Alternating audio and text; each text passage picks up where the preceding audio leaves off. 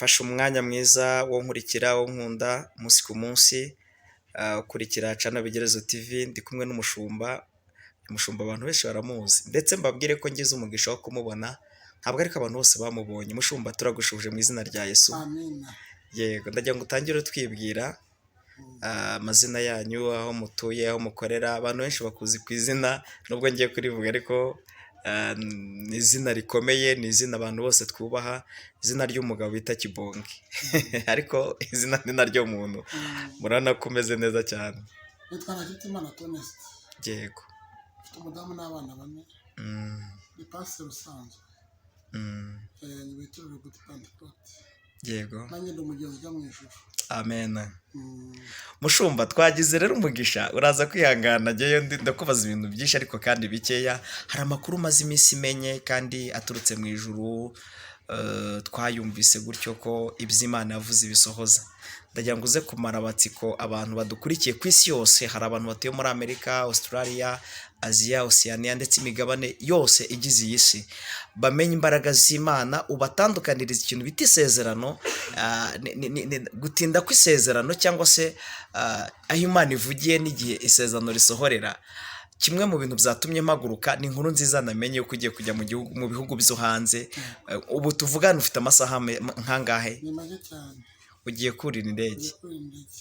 Iri sezerano nimba atari ibanga urimaranye imyaka 20. Rimaranye igihe cy'imyaka 20.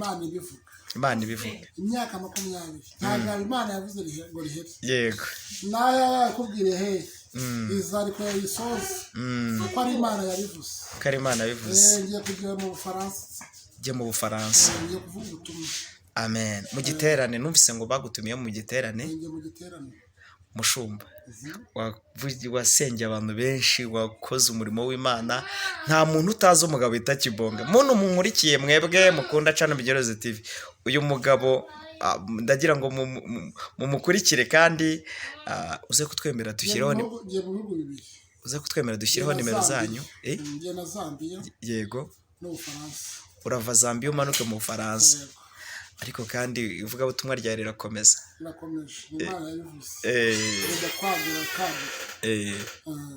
Hari ikintu nifuje ko twaganiraho gitoya. Abantu benshi bagushwa n'amasezerano, uri umuhanuzi kandi twubaha muri iki gihugu no hanze. Kuki abantu babona Imana ivuganye nabo, babona isezerano ritinze bakabivamo? Ni ukubera ko burya Imana yababwiye ariko bari bafite kwizera gukeya.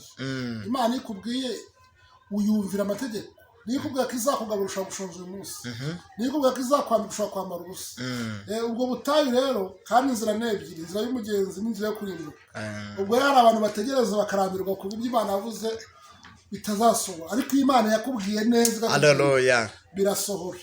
Kuko niba wihanganye imyaka 20 Imana ivuga igahora ikukubwira ko uzajya hanze, ni isezerano Imana iba yaraye umuntu, ntabwo rikuka rero. Haleluya. Amen. Nta jambo Imana yavuze bitazasohora.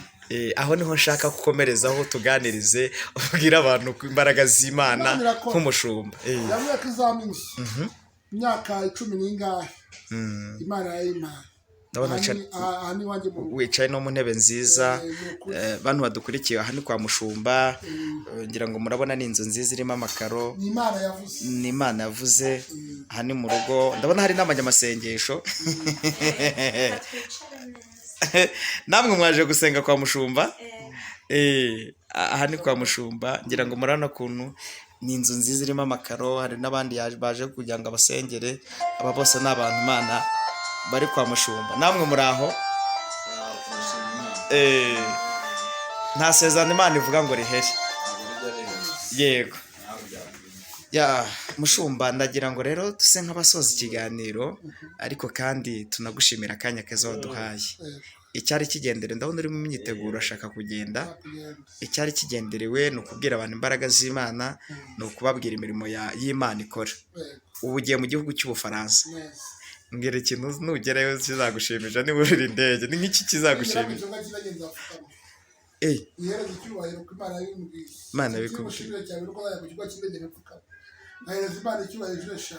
Warabihize cyane. Ni ukuri narabihize kandi ngomba kubikora. Ndumva ikintu kizakinirije cyane.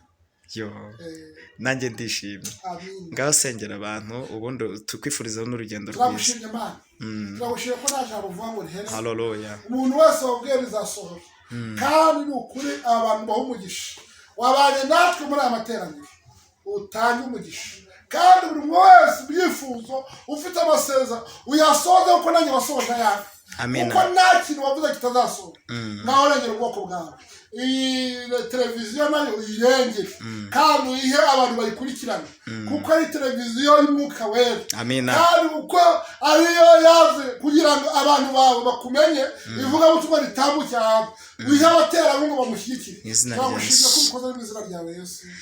reka ngusaba akantu kamwe watwemera ukaduha nimero zanyu wenda birashoboka ko hari nk'umuntu ashobora kubona iki kiganiro tugiranye kijyanye n'isezerano.